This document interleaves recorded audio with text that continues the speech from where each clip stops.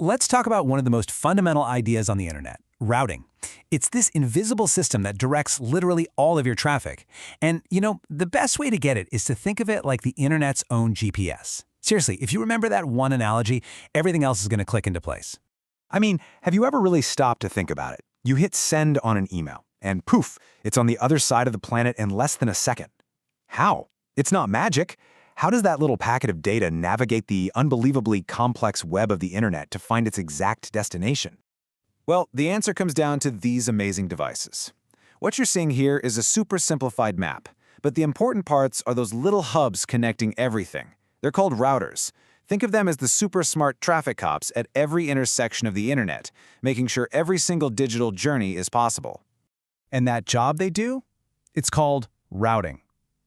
Now, this is key. Routing isn't just about blindly forwarding data. It's an active, high-speed, decision-making process. For every tiny piece of your email, your video stream, whatever, a router looks at where it's going and decides on the absolute best path to get it there. So how in the world does a router make billions of these decisions so fast? It can't just be guessing, right? Of course not. It needs a map, a really, really good digital map. And that map is the most important concept we're going to talk about. Let's go back to our GPS analogy. Your GPS is basically a brick without its map data, right? Well, for a router, its map is called a routing table. This is its entire guide to the digital world. It's everything it knows about where to send things. And here it is. This is what a real routing table from a Cisco router actually looks like. I know.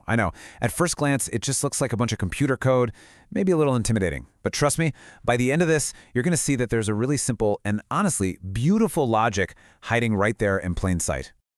Think about it. Before your GPS can tell you how to get to another state, it first has to know what street you're on right now. A router works the exact same way. It always starts by learning its own immediate local neighborhood. And here's the really cool part. This first step is 100% automatic.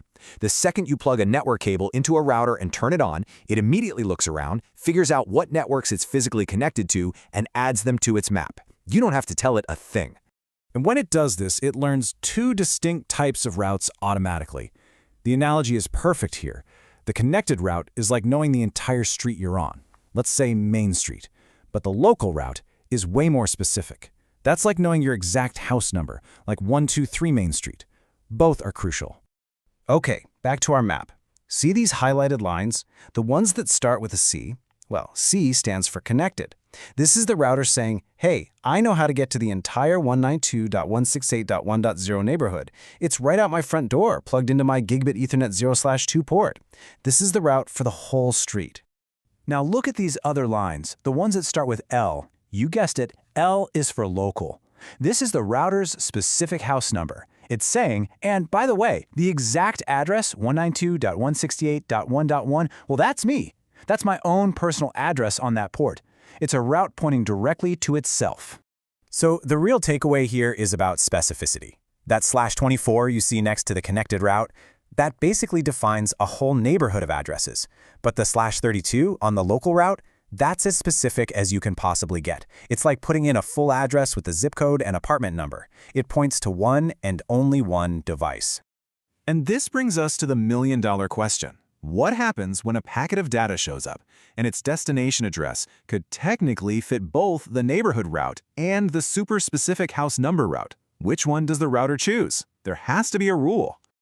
So let's create a scenario.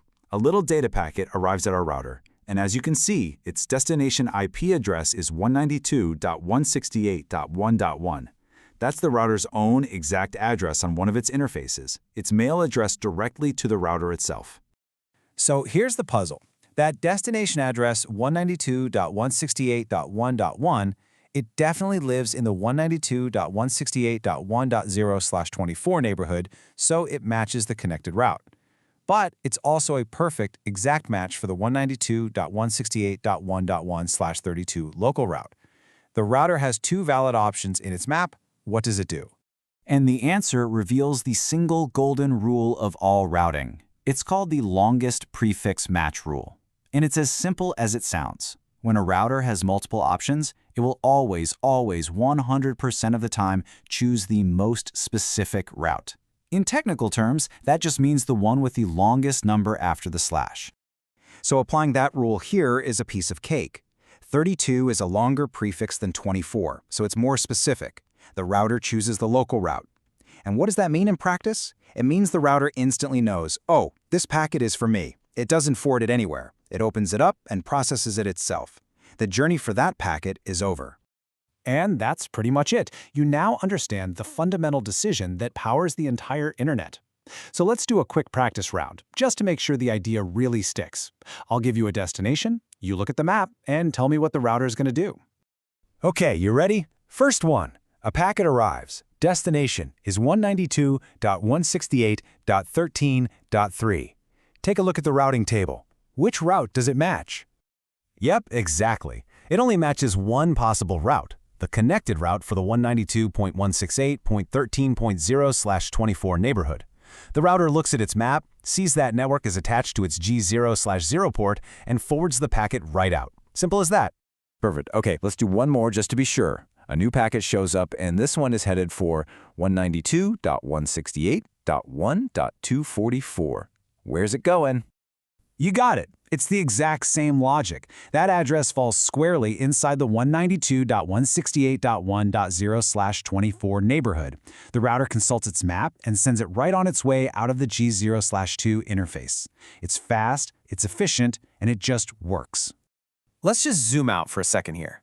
This simple decision, this one rule that we just mastered, is happening at speeds we can barely even imagine. Inside millions of routers all across the planet, billions and billions of times a second. It's this one fundamental choice that truly weaves together the entire fabric of our connected world. It's pretty amazing when you think about it. Hey, if this explainer helped the GPS of the internet finally click for you, the absolute best way you can support our work is to hit that subscribe button and give this a like. It honestly makes a huge difference and lets us keep making more explainers just like this one. Thanks so much for watching.